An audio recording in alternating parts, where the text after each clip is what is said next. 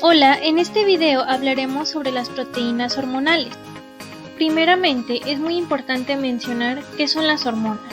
Las hormonas son señales químicas de larga distancia liberadas por las células endocrinas que controlan procesos fisiológicos específicos, tales como el crecimiento, desarrollo, metabolismo y reproducción.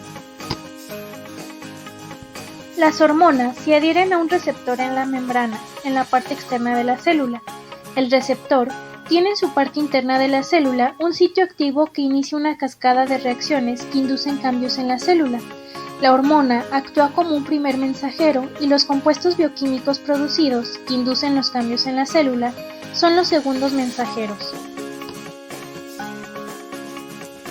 Mientras que algunas hormonas se basan en esteroides, otras se basan en proteínas y son llamadas hormonas peptídicas, que son en las que profundizaremos en este video. En cuanto a su composición, las hormonas proteicas están constituidas por polipéptidos de tres tipos.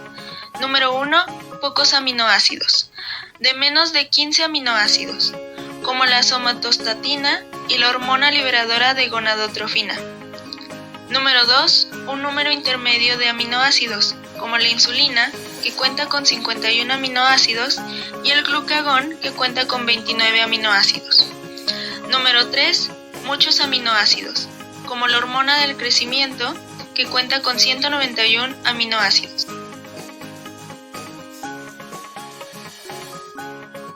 En cuanto a su clasificación, existen tres tipos. Hormonas glucoproteicas. Hormonas proteicas que tienen grupos carbohidrato unidos a sus cadenas de aminoácidos, como la hormona folículo estimulante. Hormonas peptídicas, formadas por una cadena corta de aminoácidos, como la oxitocina y la hormona antidiurética. Hormonas aminoacídicas, hormonas derivadas de aminoácidos simples, como la adrenalina o la tiroxina.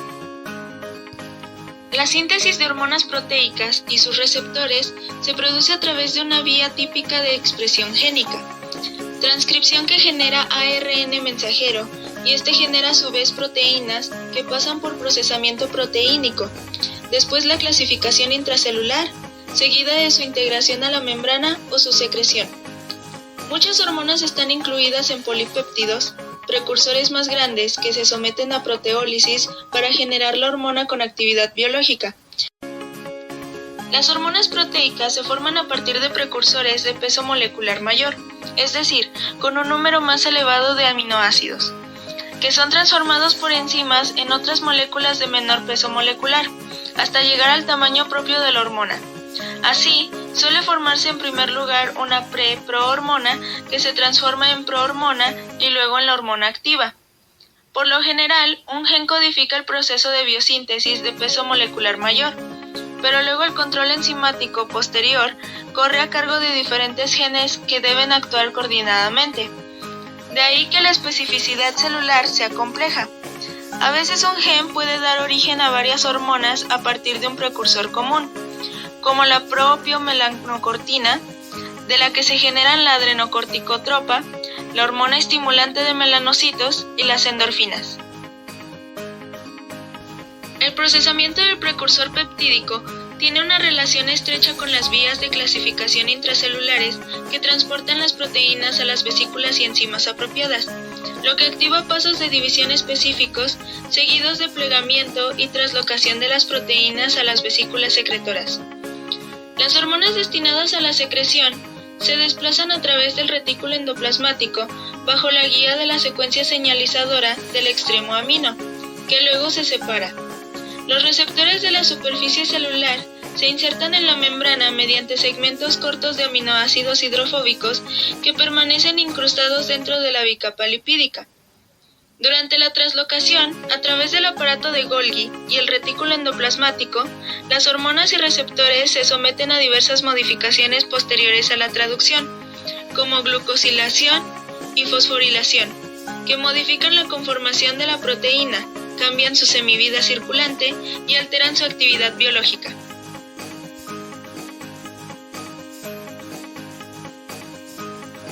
La función hormonal de las proteínas se desarrolla en cuatro ámbitos generales. Número 1, crecimiento y desarrollo. Número 2, reproducción. siendo la regulación de la gametogénesis una de las más importantes. Número 3. Producción, utilización y almacenamiento de energía. Son mediadores primordiales del movimiento de sustrato y de la conversión de los metabolitos procedentes de la digestión en energía o en productos energéticos almacenados. Número 4. Mantenimiento del medio interno necesario para sostener estructuras y funciones. Intervienen en la regulación y estabilización de los líquidos corporales y su contenido electrolítico, de la presión sanguínea y frecuencia cardíaca, del equilibrio ácido-base, de la temperatura corporal, así como de la masa de hueso, músculo y grasa. En cuanto a sus características, algunas utilizan proteínas transportadoras, aunque por lo general las hormonas polipeptídicas pueden circular libres en el citoplasma. Usualmente se unen a receptores situados en la membrana plasmática de la célula diana y dan lugar a respuestas rápidas, no genómicas, que ocurren en un lapso de segundos a minutos. Son hidrosolubles, es decir, hidrofílicos, por lo que interactúan sobre los receptores de la membrana celular. Su degradación inicia en la sangre o en las paredes de vasos sanguíneos y es especialmente intensa en el riñón. Normalmente presentan estructura terciaria responsable directa de las funciones biológicas. Globular, no existe una dimensión que predomine sobre las demás y su forma es aproximadamente esférica. Las hormonas proteicas ayudan a mantener la homeostasis en el cuerpo. Algunas proteínas regulan la expresión de ciertos genes y otras regulan la división celular. Algunas mantienen el equilibrio osmótico y actúan junto con otros sistemas amortiguadores para mantener constante el pH del medio interno.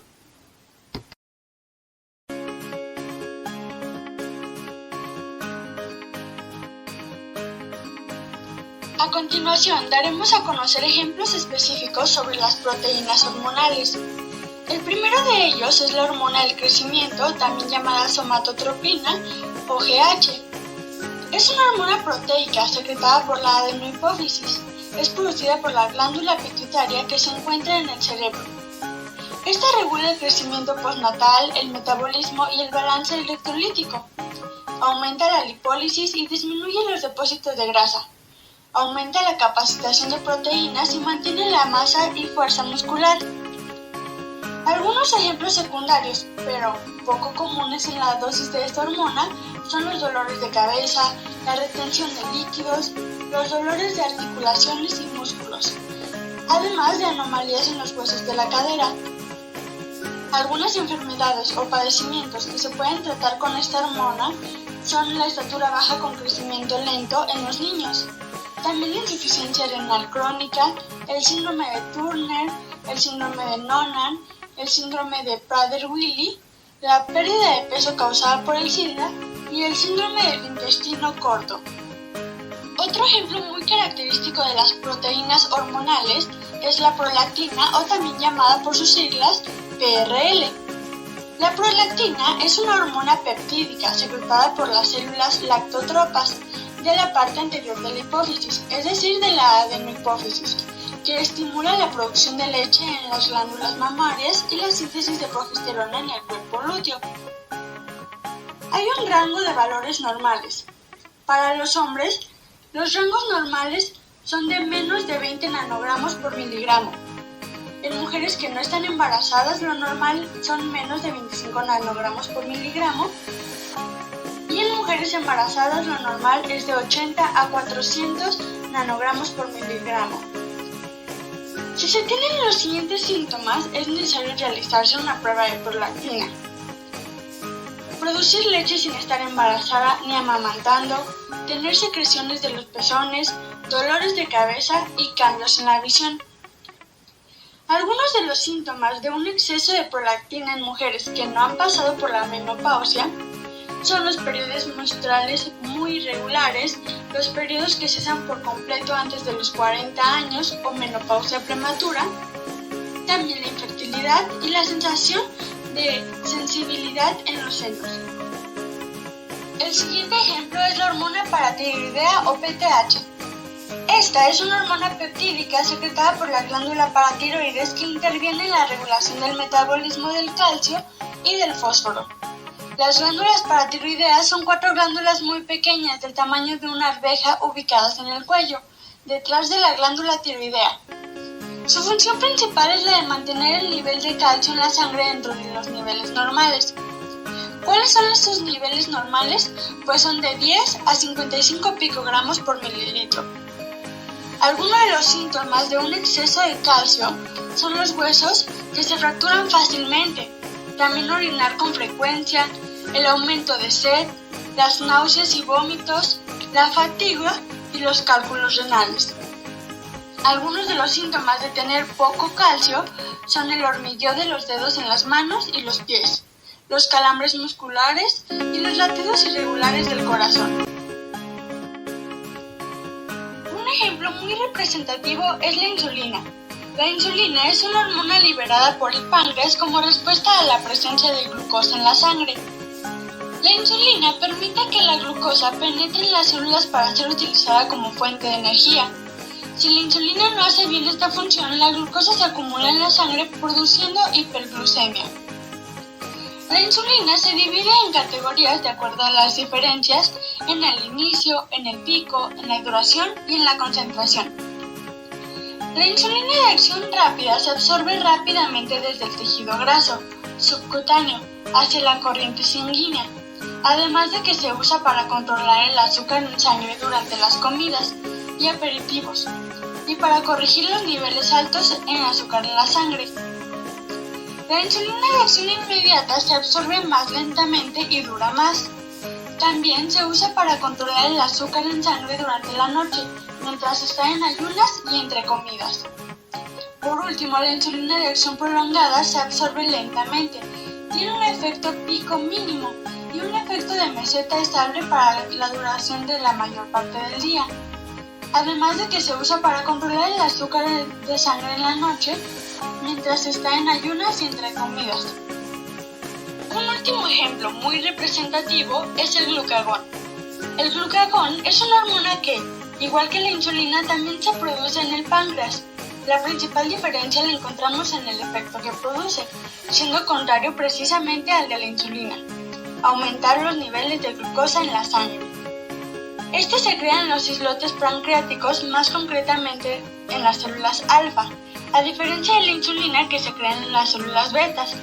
Por decirlo de forma sencilla, el glucagón tiene un efecto antagónico al de la insulina, aumentando los niveles de glucosa en la sangre.